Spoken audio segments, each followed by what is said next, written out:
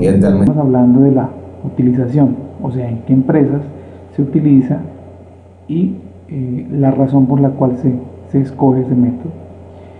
Segundo concepto que vamos a trabajar es el de producción equivalente. Es un concepto que es fundamental para el desarrollo de este método. Y tercero, vamos a ver los tipos de informes que se manejan. Vamos a ver que hay dos tipos, uno el de informe de cantidades y el otro que es el informe de costos. Entonces, iniciando, ¿cuándo se utiliza? Normalmente se utiliza en empresas cuya producción es permanente, es continua. Tenemos una producción que el producto como tal es homogéneo. Las empresas tienen líneas de producción que permanentemente están desarrollando sus productos.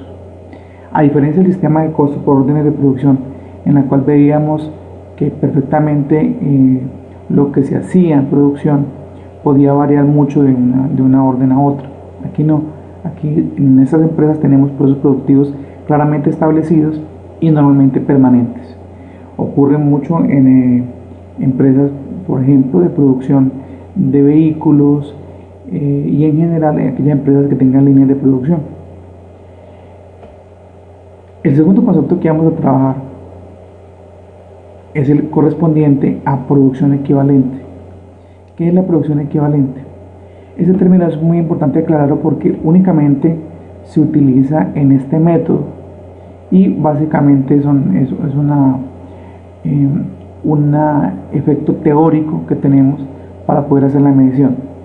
La producción equivalente es expresar las unidades que tenemos sin terminar, o sea, las que quedan en proceso, expresarlas en términos de unidades terminadas. Me explico. Cuando terminamos un proceso, cuando cerramos mes, normalmente en muchas empresas no se alcanzan a terminar todas las unidades, pero esas unidades que no se alcanzan a terminar tienen incluidos algunos de los elementos del costo.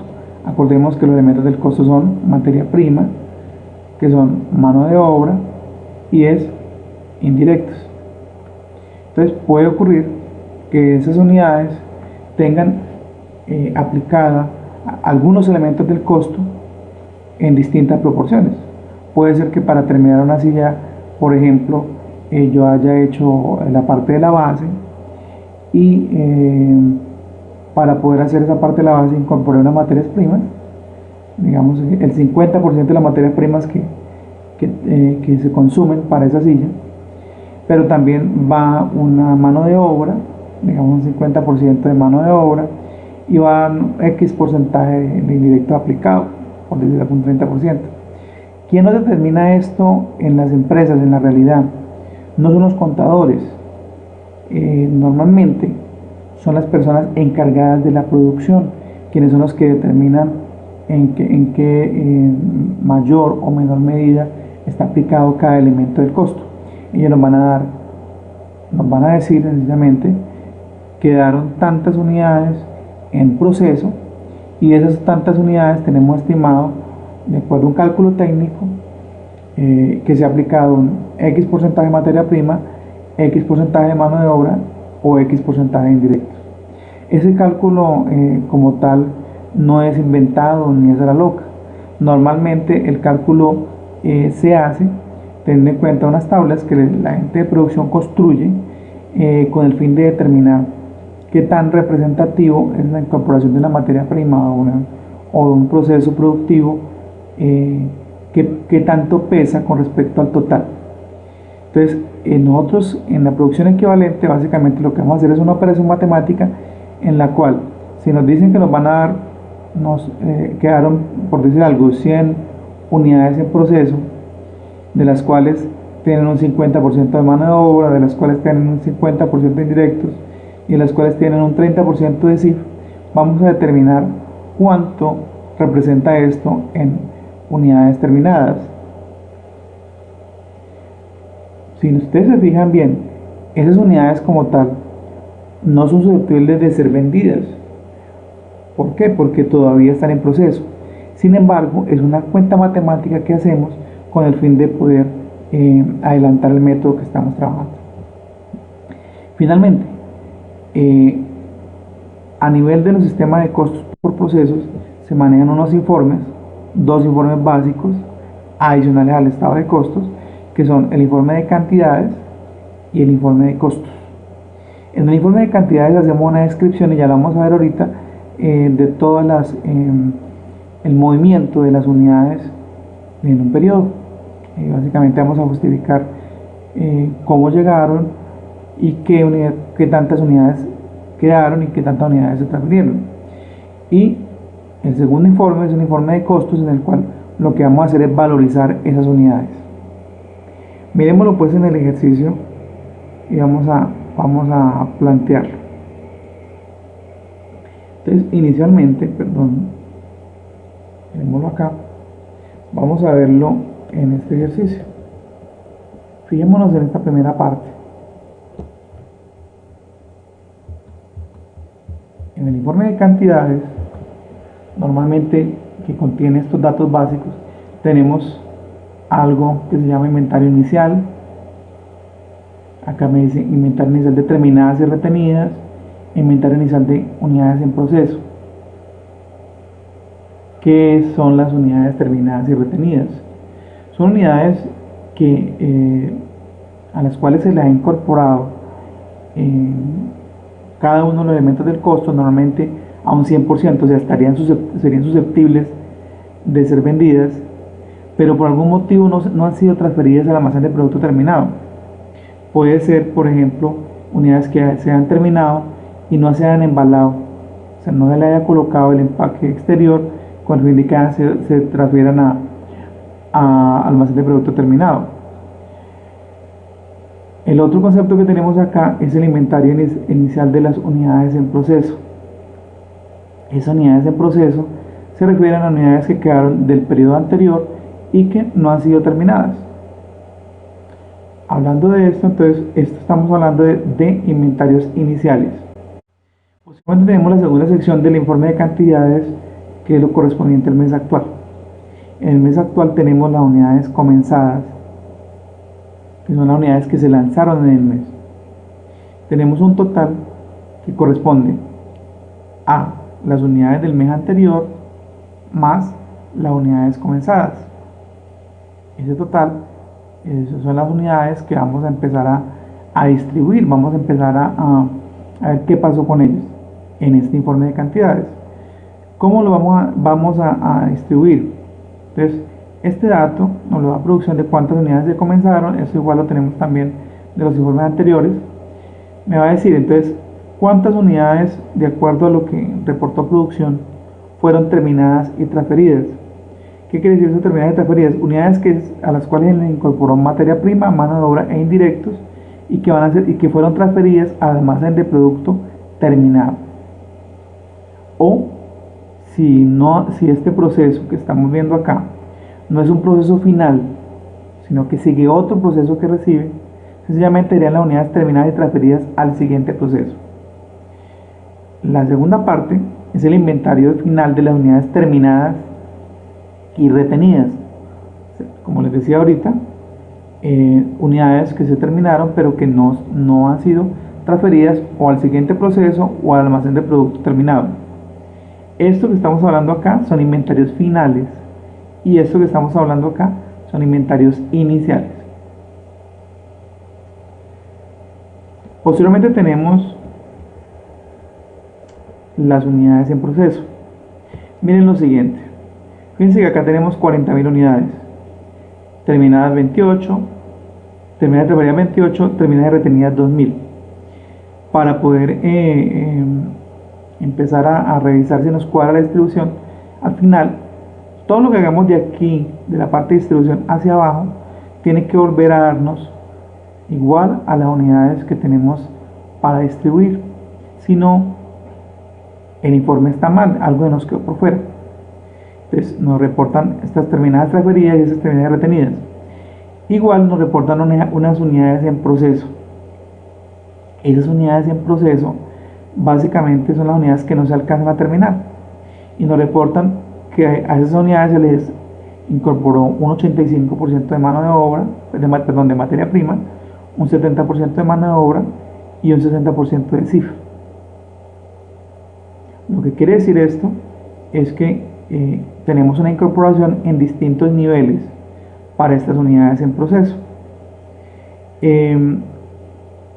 Resulta que como son unidades que están en proceso, con estas unidades hay que hacer una cuenta que se llama el cálculo de la producción equivalente.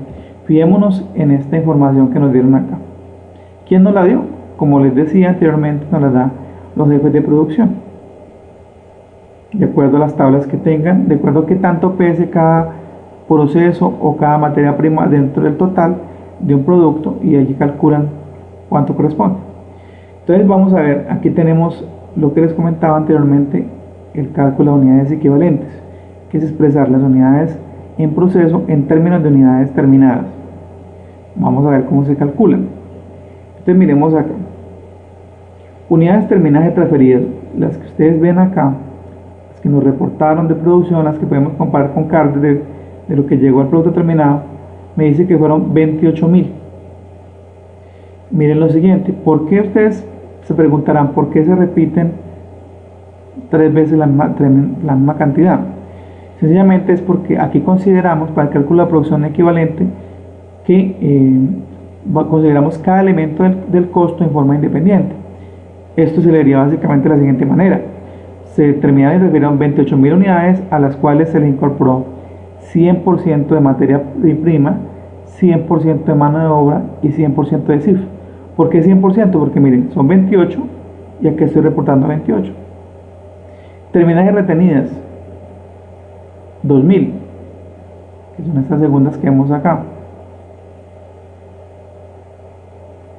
Esas 2.000, a esas 2.000 se le incorporó 100% de materia prima, 100% de mano de obra y 100% de CIF.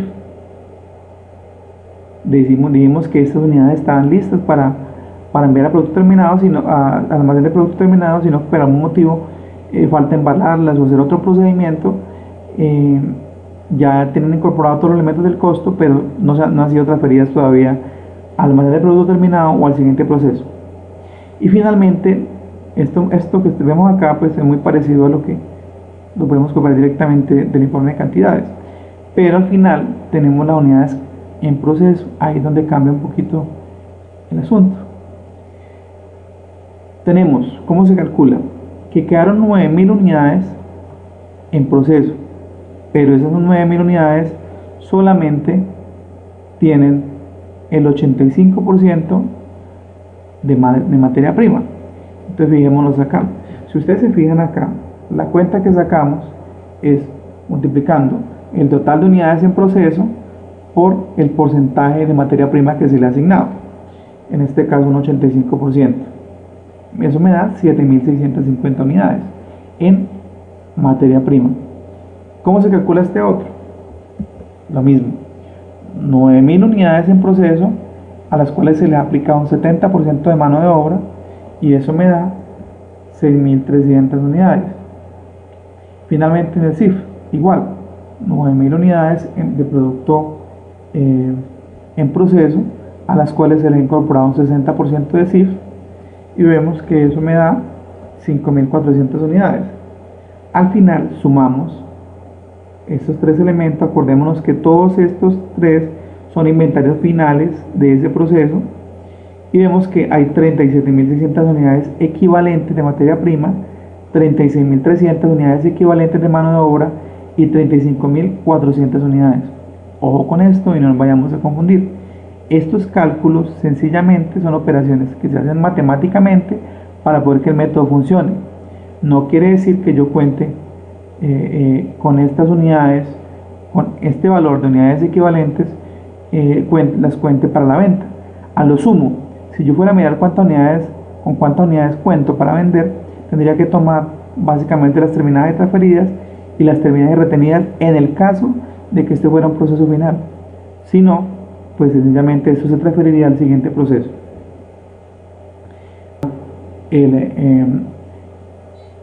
Se calculan las unidades equivalentes y ya tenemos listo el... Primero es la materia prima directa consumida, la mano de obra y los costos indirectos de fabricación. Comencemos a resolver el ejercicio. El ejercicio número 1 sobre el elemento del costo de producción nos da unos datos, los cuales comenzaremos a llenarlos en una tabla. Para empezar vamos a calcular el costo de la materia prima consumida, que viene a ser el elemento A. Para eso recordemos que tenemos acá un inicio de producción y un final de producción. Al inicio de la producción ya tenemos un inventario inicial de materia prima, que es en este punto de aquí. Durante la producción vamos a realizar compras, vamos a graficarlo.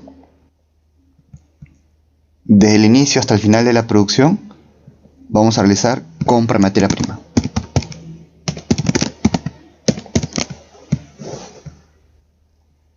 Y tenemos al final un inventario final de materia prima. Por lo tanto, durante este mes va a haber un consumo, que justamente es lo que queremos calcular. Desde aquí hasta aquí. Por lo tanto, tenemos un inventario inicial.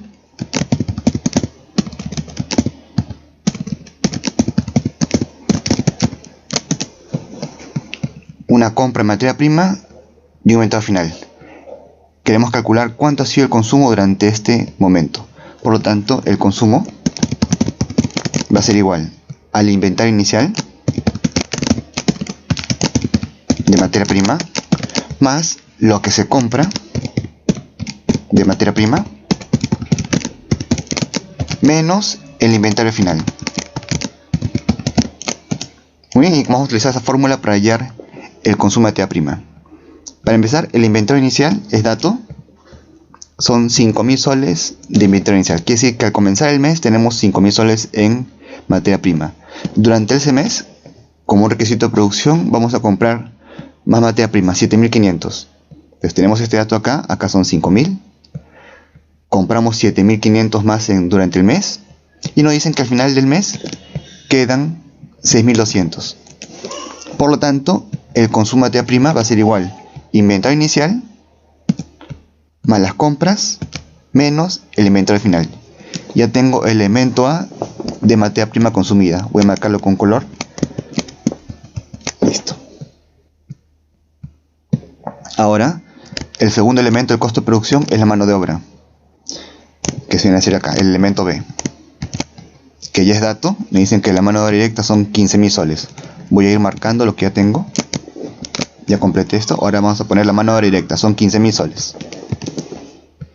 Estos 15.000 ya incluyen los beneficios sociales. Vamos a marcarlo, elemento B. Y necesitamos ahora el tercer elemento, que son los costos indirectos de fabricación, que en este caso está compuesto, vamos a marcar lo que ya tenemos: mano de obra directa, materiales indirectos, combustibles, depreciación, alquileres, mantenimiento y repuestos. Estos son los costos indirectos de fabricación. Voy a colocar con costado, mano de obra directa, son 6.800 soles. Materiales indirectos, 900. Combustible, 750. Depreciación, 850. Alquileres, 600. Mantenimiento y reparación, 500. Y repuestos por 400. Por lo tanto, los costos indirectos, que viene a ser el elemento número 3, el elemento C de un costo de producción, va a ser igual a la suma de estos subcomponentes. Me da 10.800. Muy bien, ahora vamos a hallar el costo total de producción. El costo total de producción va a ser igual a la suma de esos tres elementos, A más B más C. Procedemos a sumar. Materia prima directa, mano de obra directa, más costos indirectos de fabricación. Me da 32.100. Y tengo el dato que hemos producido 10.000 unidades. Vamos a marcar lo que ya tenemos. Listo, 10.000 unidades. Por lo tanto voy al costo unitario de producción. El costo unitario va a ser igual al costo total entre la cantidad producida en ese periodo. Ahora me dicen la utilidad del producto, quiero ganar un 30% de este costo, por lo tanto va a ser igual a 321 por, la utilidad va a ser 321 por 30%. Lo sumo y me da el nuevo valor venta. Aquí ya está mi ganancia del 30%. Quiere decir, la respuesta final del ejercicio es 4.90. Para establecer precios. No podríamos hablar de fijar un precio si no tenemos información acerca de cuánto nos cuesta nuestros productos. También es muy útil para poder establecer márgenes. Es decir, nosotros podemos establecer ciertos objetivos de cuánto queremos ganar a través de un margen bruto o a través de un margen neto. También nos sirve para establecer objetivos de reducción de costos, pues la información nos da un panorama completo acerca de qué área es donde más se necesita. También nos sirve para evaluar la rentabilidad, ya sea por producto o por tienda. Y es muy útil dicha información para poder establecer promociones. No podríamos hablar de una promoción de descuento de un 10, 15 o 20% si no tenemos información acerca de ese costo de ese producto, lo cual es un límite para poder establecer una promoción. Y nos sirve para conocer nuestro punto de equilibrio, es decir, el punto por el cual nosotros sabemos cuándo hemos cubierto nuestros costos y a partir de ahí nosotros empezamos a generar utilidad. Así que la importancia de tener información sobre costos y gastos es fundamental y es por ello que vamos a aplicar varios principios y vamos a entender las categorías de cada uno de ellos para poder tomar decisiones.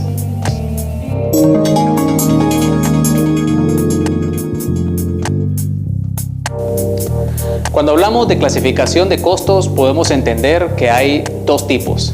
En primer lugar, los costos fijos. Debemos de entender que son costos fijos aquellos que no tienen relación directa al volumen de producción y venta.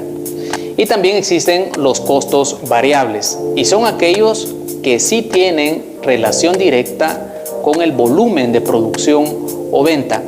Cuando hablamos de clasificar cada uno de estos costos es importante tener en cuenta dicha definición, pues si nos apartamos de ella es muy frecuente que nos podamos equivocar en saber cuál es fijo y cuál es variable. Por ejemplo, cuando preguntamos la energía eléctrica, ¿qué tipo de costo es? ¿Fijo o variable? Y decimos, si en un mes nosotros pagamos 600, en el siguiente mes nosotros pagamos 605, en el siguiente 620, en el siguiente 615, ¿qué tipo de costo sería?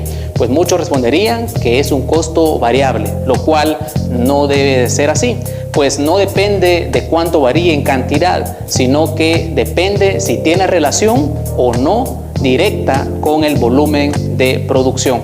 Así que es importante que tengamos en cuenta eso para poder clasificarlos y tiene que ser de una forma bastante correcta.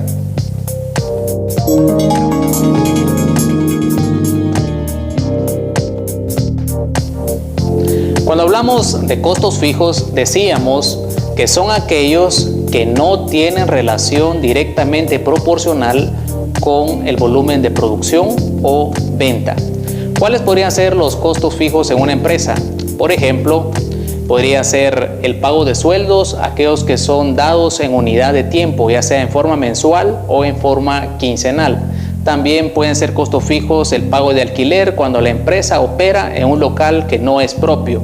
También pueden ser costos fijos el pago de energía eléctrica, el pago de teléfono, el pago de agua, el pago de la televisión por cable, por ejemplo, es decir, todos aquellos costos que están dados en unidad de tiempo, lo cual significa que no depende si se venda o no dentro de la empresa, siempre se van a incurrir en ellos. En esta gráfica que podemos observar, podemos ver el eje de las X y el eje de las Y. En el eje de las X podemos observar las unidades producidas o vendidas y en el eje de la Y podemos observar los costos. Pues podemos ver que los costos fijos están representados por una curva horizontal, lo cual significa que no importa cuánto se produzca o venda, seguirán siendo siempre 2000. Por ejemplo, si producimos o vendemos 0 unidades en este mes, pues los costos fijos serán de 2000.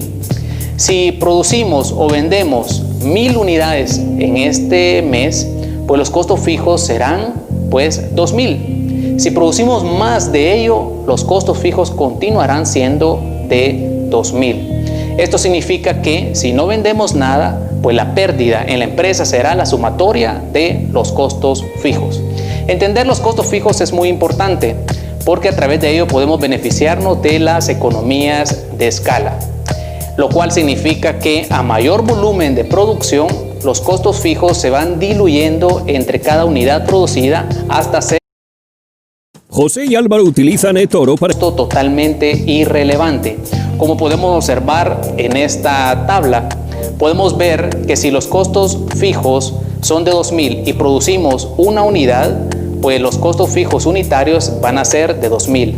Si producimos 2 unidades, serán de 1000. Si producimos 4 unidades, 6 unidades, podemos observar que los costos fijos se van reduciendo hasta tener una suma totalmente irrelevante. Pues a esto se le denomina economías de escala, que es muy importante que lo debamos de tomar en cuenta, que a mayor volumen los costos unitarios serán cada vez menor.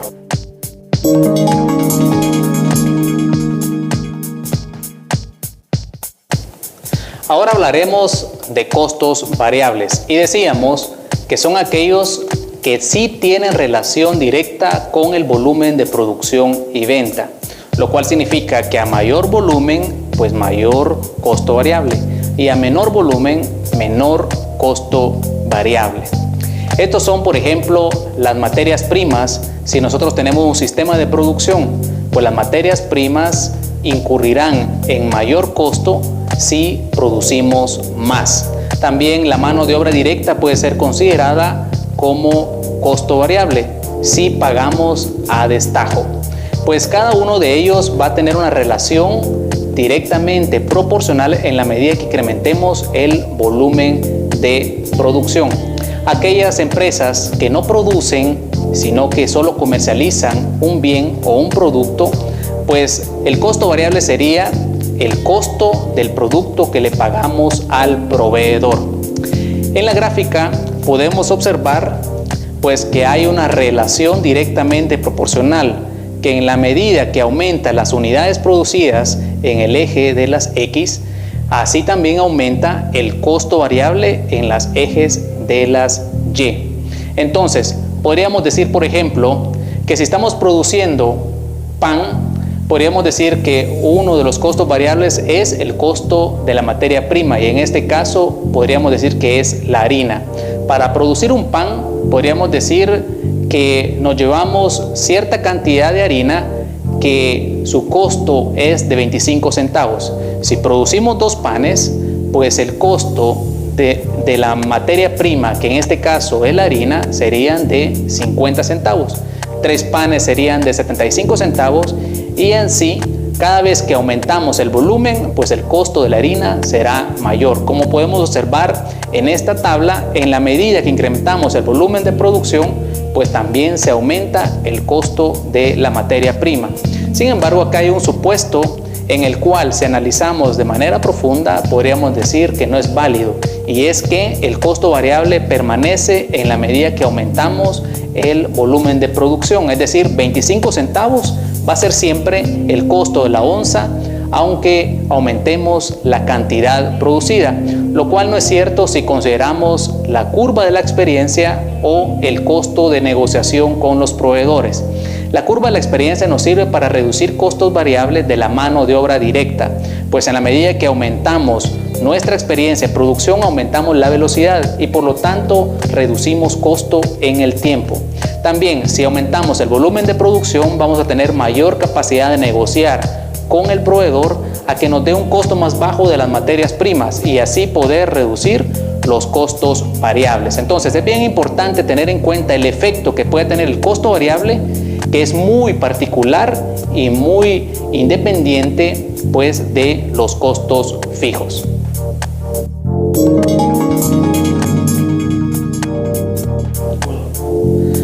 Cuando hablamos de costos totales, pues sabemos que primero debemos de calcular los costos fijos y los costos variables. Y una vez que tengamos calculado cada uno de ellos, pues estamos en la propiedad de poder calcular pues esos costos totales de la empresa. En la gráfica acá podemos observar pues la curva de los costos fijos y también podemos observar la curva de los costos variables. Los costos totales se representarían ¿de qué manera? Pues los costos variables estarían ubicados sobre la curva de los costos fijos. Entonces, con ello nosotros podríamos ya tener un panorama completo acerca de los costos totales de la empresa.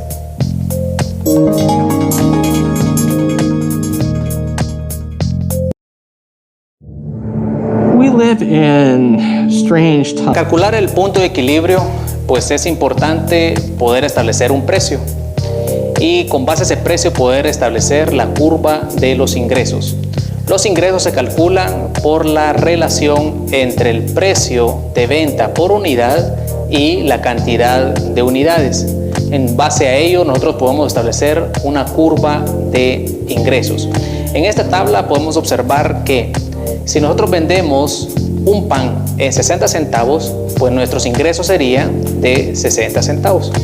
Si vendemos 2 panes serían de 1.20. Si serían 3 panes, pues obtendríamos 1.80 y así sucesivamente. En la medida que nosotros incrementamos el volumen de venta, así también se incrementará nuestros ingresos, tal como podemos observar en esta gráfica, que al igual que los costos variables, la relación es directamente proporcional. ¿Por qué? Porque en la medida que aumenta una variable, también aumenta la otra. Entonces, una vez que nosotros hemos establecido la curva de los ingresos, pues ya podemos establecer el punto de equilibrio. En esta gráfica ya podemos observar la integración de todas las curvas. Podemos observar los costos fijos, podemos observar los costos variables, podemos observar los costos totales. Podemos ver que el punto de equilibrio es la interacción entre dos curvas, la curva de los costos totales y la curva de los ingresos. Entonces, para ello podemos interpretarlo de la siguiente manera. Abajo de ese punto de equilibrio, cualquier producción o venta que hagamos va a generar pérdida para la empresa. Arriba de ese punto de equilibrio va a generar ganancia. Un pan que se venda adicional a ese punto de equilibrio, pues sabemos que ese pan generará ganancia. Hay otros factores importantes. Cualquier pan que nosotros vendamos, es decir, a un precio de 60 centavos, sabemos que su costo variable es de 25 centavos. Significa que el margen bruto será de 35 centavos. Por cada pan que nosotros vendamos vamos a ganar 35 centavos. ¿Para qué nos va a servir esos 35 centavos? Pues nos va a servir para cubrir nuestros costos fijos. Es decir, con un pan tenemos 35 centavos, con 2 panes tenemos 70 centavos y así sucesivamente. La pregunta sería, ¿cuántos 35 centavos necesitamos para cubrir el costo fijo de 2.000? Lo podemos obtener con una simple división. 2.000 dividido 35 centavos, pues nos va a dar el punto de equilibrio, que son de 5.714 unidades. Que entonces, en este caso, sería el punto de equilibrio en unidades. También podemos obtener el punto de equilibrio en unidades monetarias, que sería de 3.428. Con obtener un punto de equilibrio podemos obtener el otro, es decir, si tenemos 5.714 unidades, lo multiplicamos por el precio y con eso tenemos el punto de equilibrio en unidades monetarias o en ingresos. Y otro punto que debemos de tomar en cuenta es que cualquier pan que nosotros vendamos arriba del punto de equilibrio, pues el margen bruto se convierte en un margen neto. Es decir, los 35 centavos que nosotros obtenemos arriba del punto de equilibrio se vuelven en utilidad directa, se convierte en utilidad neta. Así que amigos, este es el tema.